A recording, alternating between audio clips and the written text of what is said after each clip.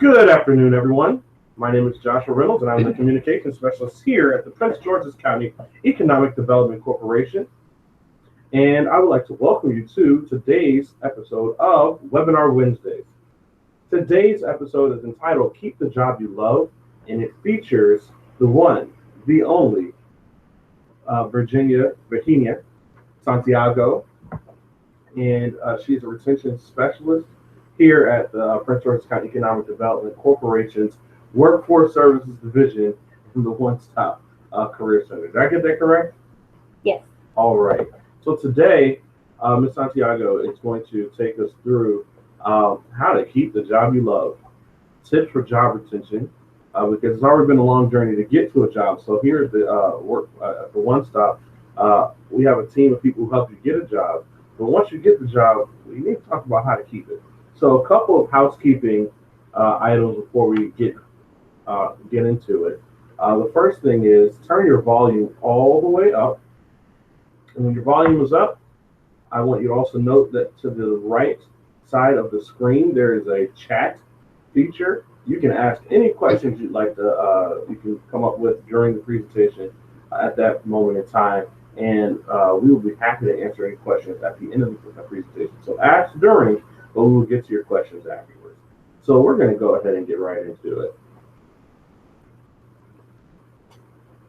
All right. Thank you, Josh, for that introduction. And yes, I want to talk about how this process of finding yourself a job is as important as been now keeping a job. So now you are very happy, you're excited, you know you'll be able to take care of your personal responsibilities. That's right. But now we need to make sure that you can keep the job and grow with the job. And so we need to think, I call that treasure, cultivate, and grow in your job. And I call that, those are key elements for job retention. What are we going to treasure? First of all, you have to acknowledge that you are a treasure to your employer. They met with you, they talked to you, they interviewed you possibly more than once, and they made a decision and they hire you. Why? Because they understand that you carry the basic skills and experience that they're looking for you to do a job. And so usually when you start a job, you're excited, but at the same time you are a little bit afraid, you don't know what to expect. That's very true. But, pat yourself up. You got it, you landed the job, and you bring value to that place. So that's the first thing that you need to keep in mind. They need to treasure, and you need to treasure and acknowledge that all the time. Mm-hmm. What are you going to cultivate? You are going to cultivate in this job, you're going to create new relationships, you're going to meet a new culture of people and the way that things are being developed. And so you need to make a contribution to your work. So make sure that you continually work in exchanging and learning your experience and your skills in that workplace. Grow. How do we grow? Every day regardless of a job, every day us human beings, we are facing challenges, opportunities, experience, and people. And depending on the job that you just got hired, most likely you are going to be, especially if you work with the public, you're going to be facing a lot of those. Sometimes we go to work, and if we deal with the public, depending on their specific needs or problems or issues that they're going, unfortunately, they don't know how to handle it, or they will come and bombard you with it. Well, that's okay. When we work with the public, we need to understand that everybody is going through issues. Even us working are going through issues. But the most important thing is to take each opportunity and to try to make sure that people know that you're there to provide a service. Mm-hmm. And at the same time, see that opportunity as a growth experience. Mm. Okay? So, we're talking about job retention. The U.S. Department of Labor, which keeps in touch with employers nationwide and is the one that keeps information about the labor market. They did a recent research with employers, and it's very interesting because they asked the question, what kind of employees do you keep? Or who are the employees that retain the jobs? And there was a very interesting result to that. 87.5 of the people who are able to retain jobs, they do so because of soft skills. Soft skills. Soft skills. And when I look into that, I say, wait a minute, what are soft skills? Right. So there's a difference between soft skills and, I guess, what we would call hard skills. Would that be the opposite of the soft skills? Yes, or? yes. Okay. So this is what it means. 100 people get hired. 87.5 of them are able to keep their job, not because of their hard skills, but because of their soft skills. So then I'm going to go now and try to explain what does that mean. What does that mean? So I guess to know what a soft skill is, first we want to talk about what a hard skill, right? Yes. Okay, so let's hear about hard skills. So the hard skills are those skills that you bring to your job. Those are the ones that are reflected in your resume. Mm-hmm. Those are the ones that you carry on with your life. Right. You acquire them through training, through education, through experience. Right. So a hard skill maybe like Microsoft Word or Excel or ability to operate machinery or Exactly. or writing ability. Those are hard skills, right? Yes. Okay. Those are the ones that are very easy to measure. Okay. So if an employer is looking for someone that is an expert in specific IT software, Mm-hmm. they're going to list that in the job announcement. And if you have the skill, of course you're going to apply. Right. They can measure that when they interview you. Mm-hmm. I will never apply for an IT job because I'm zero when it comes to computer software. I mean, you're doing a good job right now. So Thank you. So, for example, math skills, computer skills, ability to cook, planning skills, organization skills. Those are skills that when you're looking for a job and they interview you and you go through all that process, either through an assessment or one-on-one conversations, they can tell that definitely you do have that skill. So that's what is called your hard skills. So basically, you are hired based on your hard skills. Right. So then you're hired based on your hard skills, and I guess you keep your job based on, according to the study, according to your soft skills. Okay. Soft skills is not other than what we usually call people skills. So soft skills are people skills. Is it because people's like flesh is soft and cuddly, or? No. Soft skills are very soft skills is a list of skills that you bring that are part of your personality, are part of your character. Right. It's demonstrated through that. We can measure hard skills. It's very difficult to at the beginning to measure a soft skill. For example, the soft skills are focused on attributes and personality traits. Okay, for example, communication, your ability to work in a team. How flexible are you in a team? Right. Your time management, your motivation, all of that has to do with soft skills. Right. So instead of quantitative, you're looking at something that's more qualitative. Someone that works extremely well in a team setting is the way some people might describe someone, I guess. But that doesn't necessarily mean, well, you sold X amount of product as a salesperson. So you have two different, I guess, metric systems. Right. So, for example, a salesperson, they need to have excellent communication skills. Mm-hmm. They need to have excellent sales skills. Right. Sales skills are measurable because they will give you a quota, and they will see if by the end of the month you meet your quota. Right. But if your communication skills are not good, or your people skills are not good, right, then forget it. You're not ever gonna meet that quota. Right. Right. So what happens when it comes to the job? We all know, especially just coming out of this recession, so many people lost their jobs. People that had their jobs for many years lost their jobs. And we've seen recently, you know, the labor market, it's and the job situation is getting more balanced. Right. So people are coming back to work, and employers are now hiring more people. They really want what they say. They want a bang for their dollar.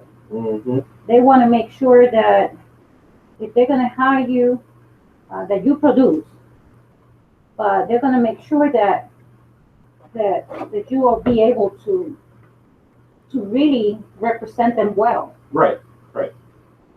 So what's the secret? Is there a secret sauce or a formula, or is there a wand that I can pick up that will get me to be the best? we just need to be conscious about how important soft skills are. Okay. Okay. So I'm going to go through a list of soft skills All right. right now. Okay. You have to keep in mind that when you start a job Mm-hmm. fresh, doesn't matter how long you've been unemployed, you go into a place and you have to learn about the organization, you need to learn about your employer, you need to learn about the culture, how things are done. Mm-hmm. And with all of that, you are trying to see how you fit into that whole organization. So one of the first things that you need to do to be really successful and be able to keep a job Mm-hmm. is you need to know and understand that you have responsibilities to your employer.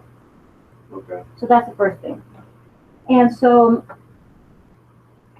you need to know what your employer expects. So they're going to give you a job description, and most likely they're going to give you training. Mm-hmm. And in that training process and all that, many times people are afraid of asking questions.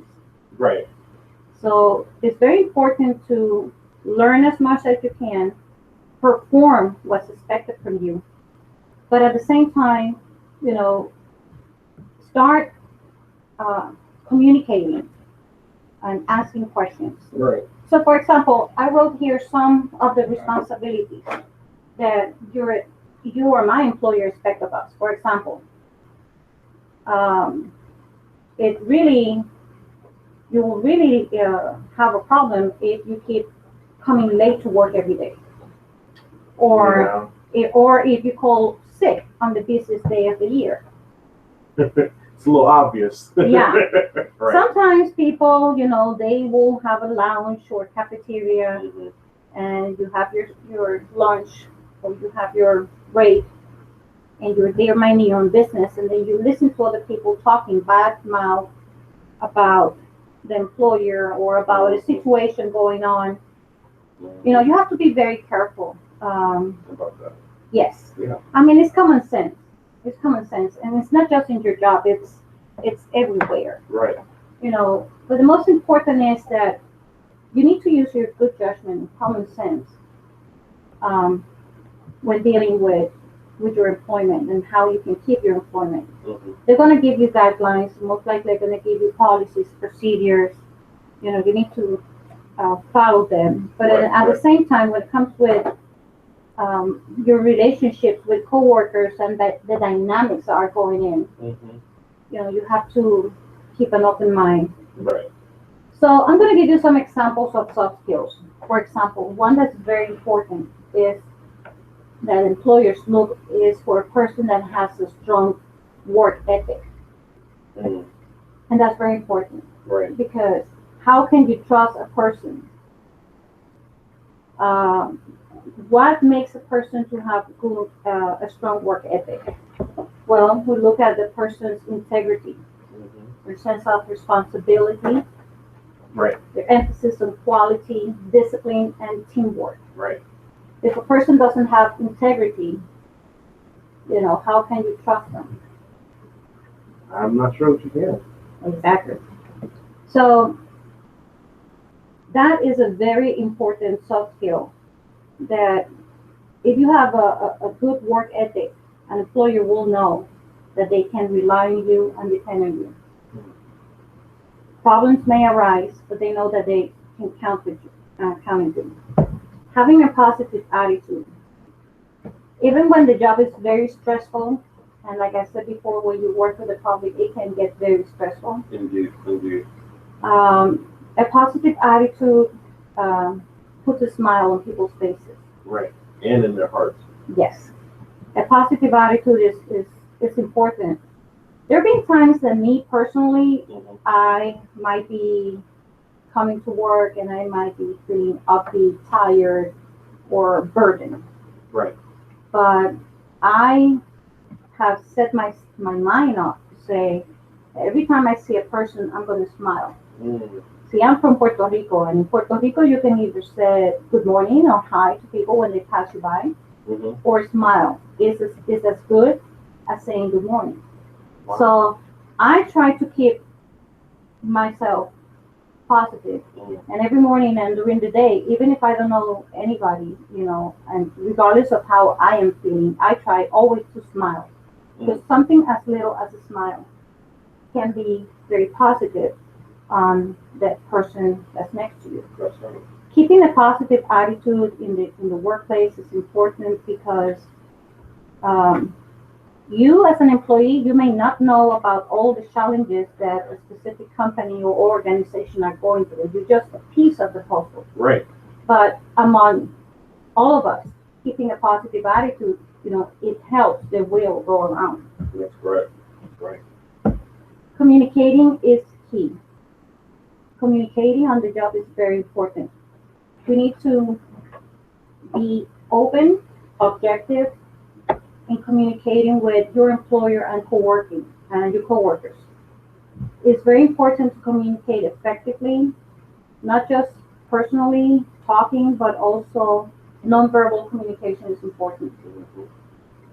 If you don't know something, don't be afraid to ask. And if you see things that you can bring suggestions to make things work better, then also propose that. My supervisor, my direct manager, she used to say, if you have a problem, I'm all ears.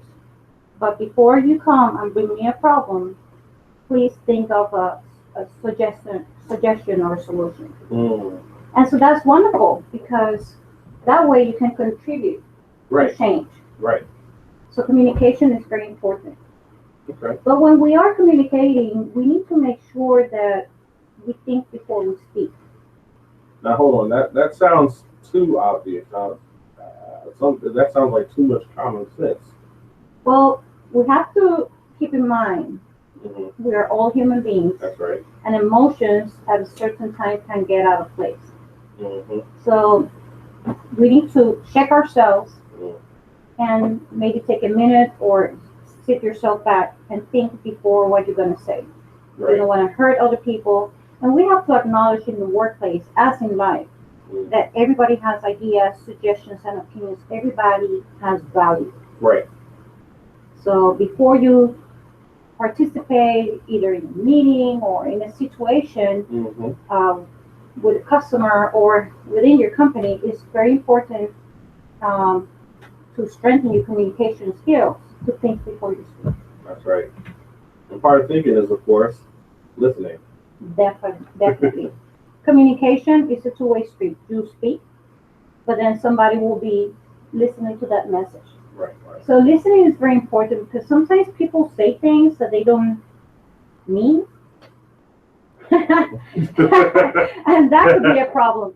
And sometimes people cannot communicate well. But if you listen and then try to see yourself in the broader spectrum of things, then things can be worked out. Again, I cannot emphasize enough how important it is to ask. You see, you go brand new to a job, and you know that they are expecting for you to perform. And sometimes you don't want to feel like, at the beginning, you don't want to ask many questions because you don't want anybody to think less of you. Right. But it's important. It's important to ask. Maybe you need guidance. Maybe you need to learn about policies, procedures. And in so learning those procedures, there might be so many details. You need to ask. If you ask a question, it tells your employer that you are learning and that you are willing to contribute. If you don't ask questions, you might end up making mistakes. That's right. And mistakes can create other problems for you. Mm-hmm. People skills. Soft skills. Soft skills are people skills. Try to keep a good interpersonal relationship with everybody. Mm-hmm. Especially in this area where we live, in which there's so many rich cultures of people. It's wonderful. I love this area. I love the whole Washington, D.C. metropolitan area, because we get to meet people from so many places. Mm-hmm. And so sometimes, if we don't know and we're not aware about other people's cultures, without intention, you can hurt somebody or say the wrong thing. So it's important to try to learn about other cultures, try to be very personable with people. That's right. This is a good soft skill that they go back hand in hand. Patience and teamwork. And it's great you have a picture of baseball, because that is one sport. I know this is a little off topic, but that is one sport you have to have the most patience for, and an optimum how to teamwork. Yeah, patience and teamwork. Mm-hmm. Usually, people, there's a set of rules and procedures going on, and everybody depends on everybody to do their own part. Right. But sometimes there's so many external factors. I don't know, for example, a brand new fiscal year, or a brand new programmatic year, or unexpectedly there can be a turnover in your job. Well, that would mean that most likely in your job you will be required to do things that they might not be in your actual job description, but you have to do because, again, we are working as a team. That's right. If you are conscious about the goals and the objectives of your employer and the place that you work, and you want to make a contribution, everybody has to pitch in. That's right. And another soft skill that's very important is how to learn to accept criticism. No, in general, people do not like to be criticized. I don't.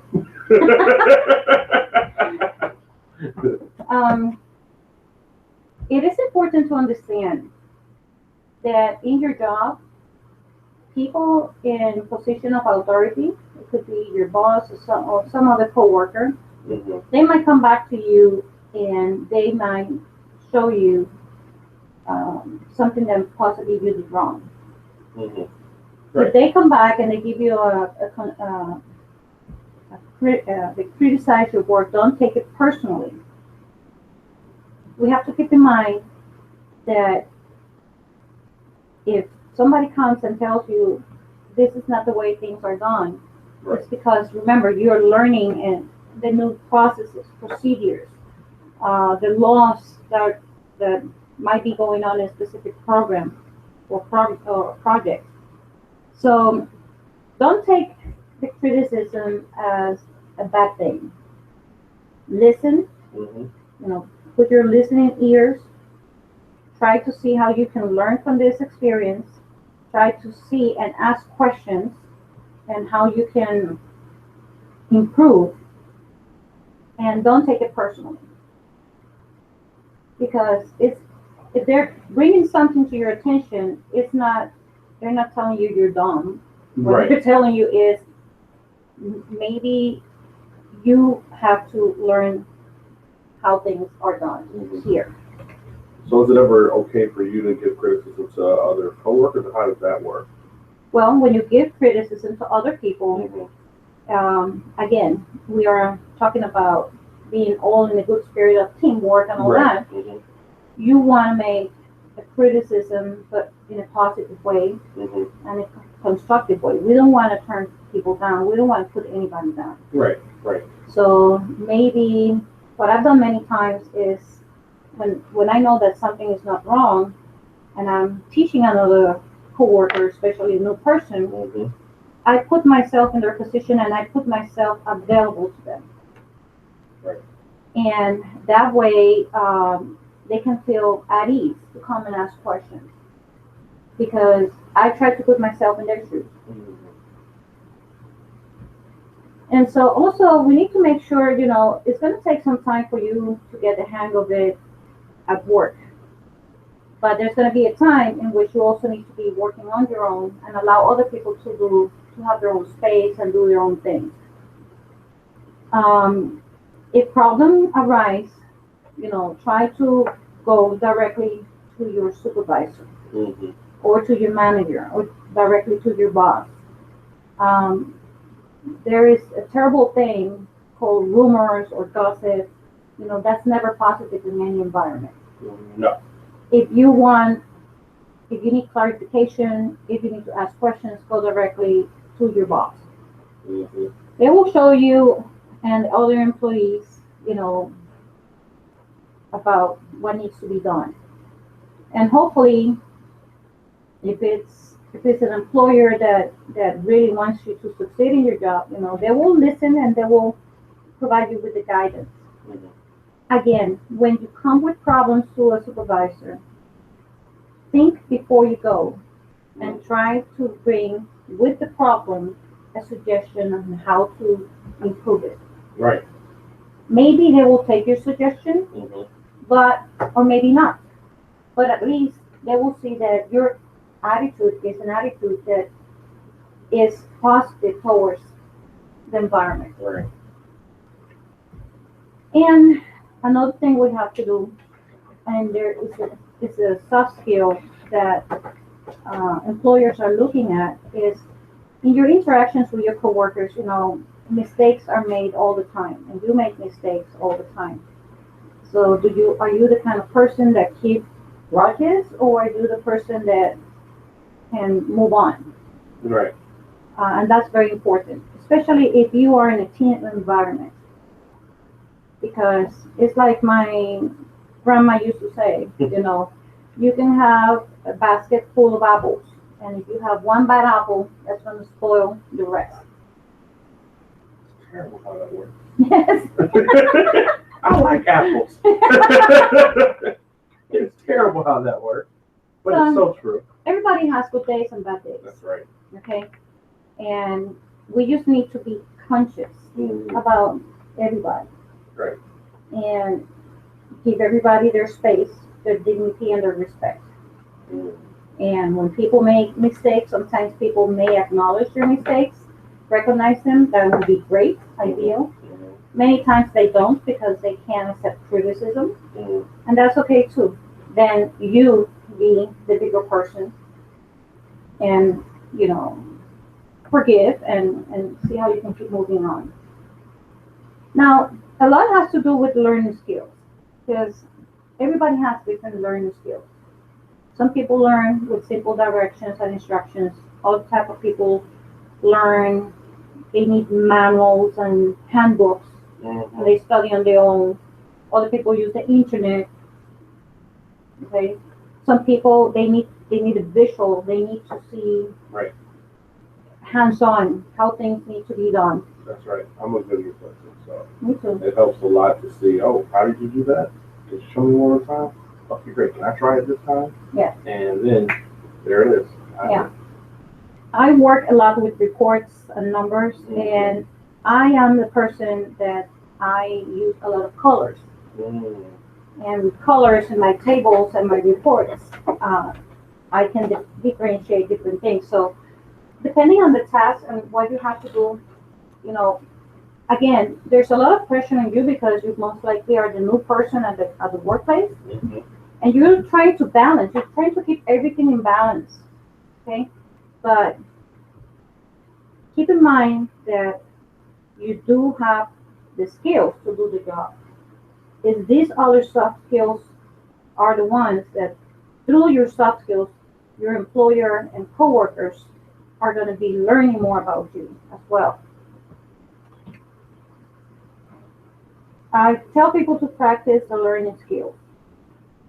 Like I said, some people like to study on their own. Some people like to know specifically what they can and cannot do. Mm-hmm. And sometimes, when you're in the job, you need to take calculated risk. Calculated risk is another way that you demonstrate your initiative. You have a lot of initiative, you have ideas, go ahead, try them. What could happen? The only thing that can happen is if they don't work. Well, if they don't work, then try again. That's right. Let's find something that does work. Yeah. And the most important thing in a job, and regardless of the position, you need to empower yourself with knowledge. If you are a person that you see yourself growing in your career and going places, then this is key. The more you learn, the more you expose yourself to other experiences and tasks, like me today doing a webinar. Which, by the way, That's you're doing an amazing job. I just gotta say, this is great. I'm learning right now, so Thank I love you. learning. So. Thank you. So everything it serves a purpose. Mm-hmm. And when it comes to talking about soft skills, Josh, as you can see, soft skills transcends not just a job; it's just life in general in your relationships with people. And so let's say that you are working and you've been there for a while in your new job, and you feel like there's trouble coming. I put that visual there of a storm gathering. Sometimes people they want to leave their jobs. They said, this is not what I expected, or this is not what I wanted. And sometimes people say, no, I've seen people that they come here and they ask them, why did you leave your jobs? And no, there were too many issues and I left. Well, I do not advise anybody to leave a job unless you have another one, because how can you take care of yourself, right? And your responsibilities. Our suggestion here at the One Stop Center is, if you are having issues at your employment, first of all, understand that there are federal laws that protect and offer protection to employees. There are equal opportunity employment laws. There are the American with Disability Act. There's so many laws.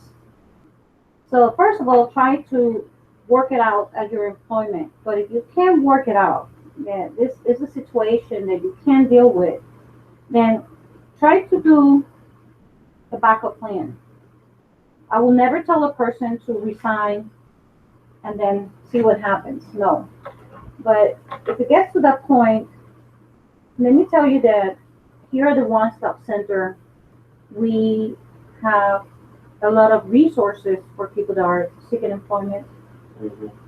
And we also have partner agencies like the Department of Rehabilitation Services, the Veterans Administration, Job Corps, that we are here to help you then start all over again.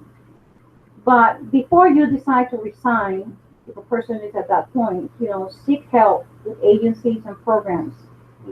And if you came through the One Stop Center and you work with a career consultant or with any career service specialist, try to land the job before you leave the job, because otherwise you're hurting yourself. Right. That's very true. Any questions?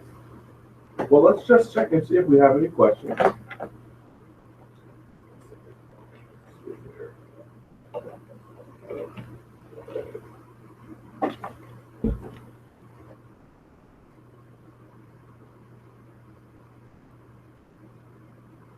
It does not appear as though we have any questions. So that, do you have any more you want to add? I want to say that, again, in summary, your hard skills landed you the job. Your soft skills are going to help you keep a job. Right. And your soft skills is basically what you are and how you interact with other people. Okay. And a combination of both this was gonna make you Right. successful in your job. So I want to finish the webinar and say thank you so much, Ms. Santiago, for sharing your expertise with our viewers. All right, because a lot of this information you share with us today is very important. Because a lot of times we think just about I got to get a job, I got to get a job, I got to get a job, and we don't realize I got to keep a job, I got to keep a job, I got to keep a job, and I have to thrive within the job. And what you share with us is immeasurable in its worth and value. So I want to thank you very much for sharing your expertise.